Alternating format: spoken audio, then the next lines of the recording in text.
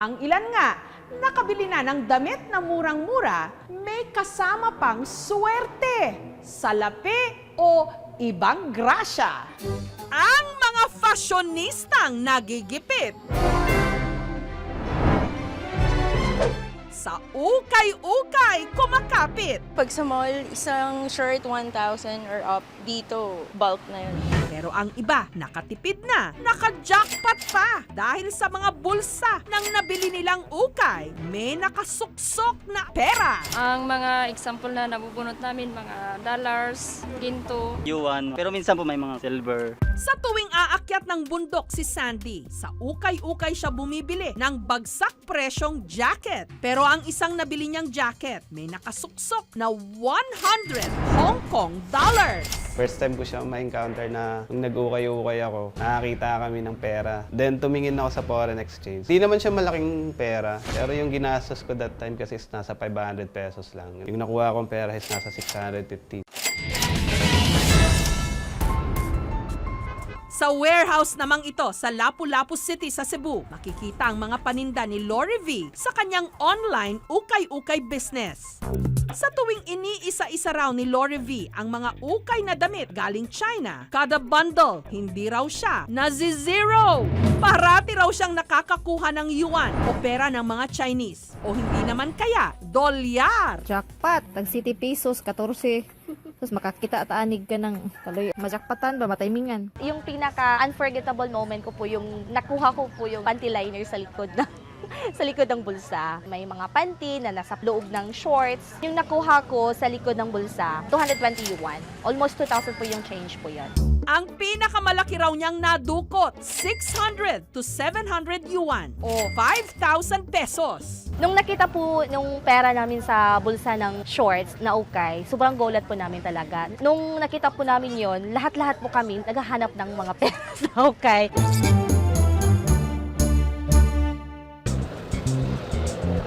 Ang ukay-ukay owner na si Badang, madalas din daw nakakakuha ng mga dolyar sa mga bulsa ng kanyang ukay-ukay. Depende kasi yung isang araw, 17,000.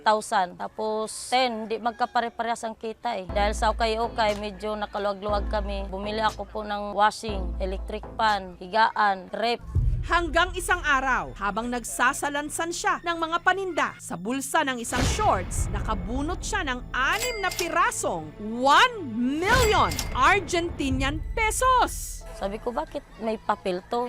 Akala ko tesyo, mabariyahan kaya to? Kasi nakalagay 1 million eh, Argentina.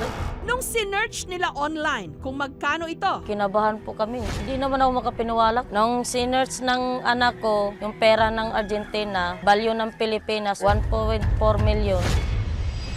instant milyonarya na nga ba si Badang? Magpagawa po ako ng bahay, tapos dito, bibigyan ko po ng bigas. Kasi gusto ko po makatulong. Minsan kasi kamag-anak ko pupunta sa akin, manghingi ng pagkain, wala ko maibigay. Kaya pag kung sakali mang mabaryan, yan, bibigyan ko sila ng mga bigas, grocery. Tapos yung pag-aaral ng anak ko, magnegosyo kahit konti para lang meron pang gasto sa araw-araw. Pambabayad ko po sa utang, 5-6. Agad siyang pumunta sa mga palitan ng pera. Pero Sabi niya, malaki itong pera na to. Pagpunta namin, sabi niya, magdala na kayo ng bag kasi doon daw ilalagay yung pera. Kinakabahan, bakit kaya nagpadala ng bag? Isang piraso lang itong pinapatingin namin. ipinasuri namin ang 6 na pirasong 1 million Argentinian peso sa numismatist o eksperto sa mga coins at pera na si Walter. May halaga sila, pero ang mahalaga sa mga numismatist is kailangan nila yung magandang kondisyon. Walang tiklop, walang gusot, walang butas, walang punit. Tignan mo sa exchange rate, yung huling tingin ko, mga 5.5, mga ganun. 5.5 million pesos. Kung ipapapalit daw ang Argentinian bills na hawak ni Badang sa kasalukuyang foreign exchange, ang halaga raw nito nasa humigit kumulang 5 million pesos natin. Sobrang laki na nun para sa amin, kumpara sa amin na mahihirap. Malaki na sa amin yun.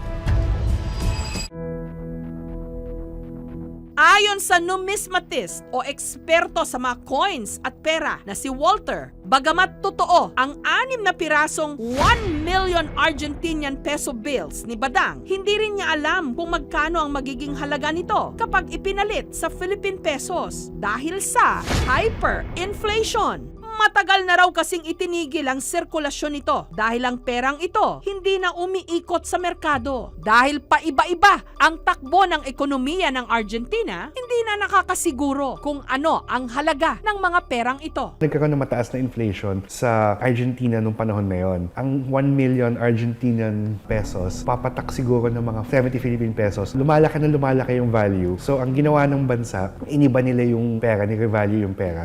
Para malaman kung magkano talaga ang halaga ng mga ito, sinamahan siya ng aming team sa isang currency expert.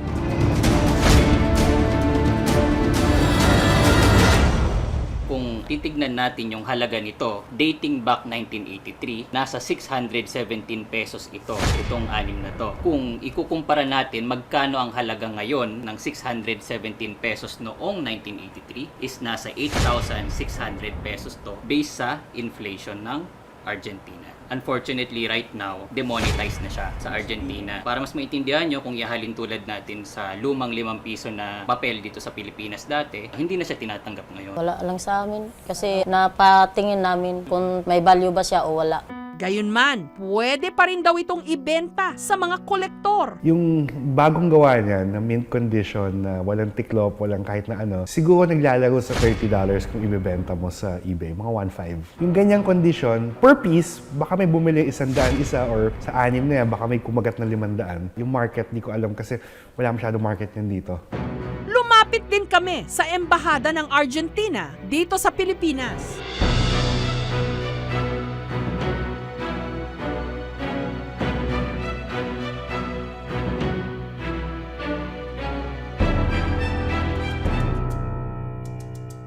Dito siguro pwede sabihin, finders are keepers. Hindi mo pagmamayari, pero wala ka ng kapasidad para ibalik pa ito eh. Na yung usual na ukay, hindi mo na machi-trace. Pili na po kayo, 50 lang po isa. Sa ukay, marami ang umaasa. Mura kasi. Jackpot! Malay mo, ang iyong susunod na mabibili, baka meron ding nakasuksok. Mga kapuso, kung nagustuhan niyo po ang videong ito, subscribe na sa GMA Public Affairs YouTube channel and don't forget to hit the bell button for our latest updates.